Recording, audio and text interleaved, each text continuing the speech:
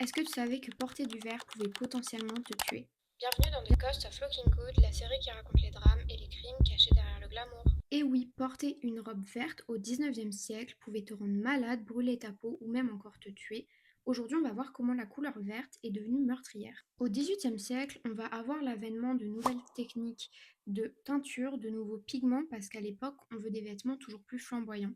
Et la couleur verte, elle va poser quelques problèmes parce qu'en fait, elle est plus complexe à obtenir même pour les meilleurs spécialistes. Dans les années 1770, un célèbre chimiste germano-suédois va réussir à obtenir une teinte de verte en mélangeant du cuivre et de l'arsenic en plus ou moins grande quantité. Pour rappel, l'arsenic, c'est un élément chimique extrêmement dangereux et toxique quand il est sous sa forme inorganique. Du coup, le verre obtenu, appelé verre de Schiele, va être utilisé dans l'industrie textile, mais également dans l'ameublement, les bougies, les jouets pour enfants, la peinture et même en colorant alimentaire pour les bonbons. Au-delà de la toxicité du produit, il y a un problème qui va se poser très rapidement avec ce verre, c'est qu'il vieillit vraiment pas bien. Au contact de l'oxygène, le tissu se noircit et au contact du soleil, il perd énormément en intensité. Donc en 1814, une nouvelle version du verre de Schiele, qui est surnommée verre de Schweinfurt ou plus tard verre de Paris, va être développée. C'est une version encore plus concentrée à base d'acétate de cuivre bibasique et d'acide arsénieux. Les effets de l'arsenic ne se sont pas fait attendre longtemps.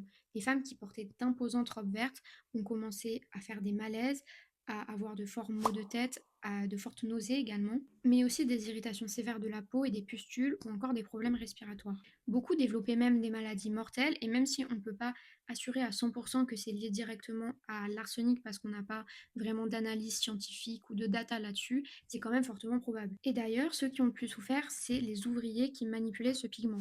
En 1861, Mathilda Scheuer, 18 ans, fabrique des fleurs artificielles vertes pour les coiffures des dames avec le fameux verre de Paris. La jeune ouvrière respire à longueur de journée la poudre d'arsenic et elle va être rapidement empoisonnée. Sa peau est rongée par les brûlures, ses yeux deviennent verts, elle se met à vomir du verre, à baver et convulser de manière incontrôlable, et selon les témoignages, durant les derniers jours de sa vie, elle ne voyait plus que du verre. Et ce n'est qu'une histoire parmi tant d'autres parce que l'empoisonnement à l'arsenic des ouvriers, il a duré plus d'un siècle parce que le pigment, il n'a disparu des catalogues que dans les années 1920. Il a été progressivement remplacé par une alternative plus saine qui est le verre cobalt. Mais ça n'empêche pas toute une génération d'être traumatisée par cette teinte de verre.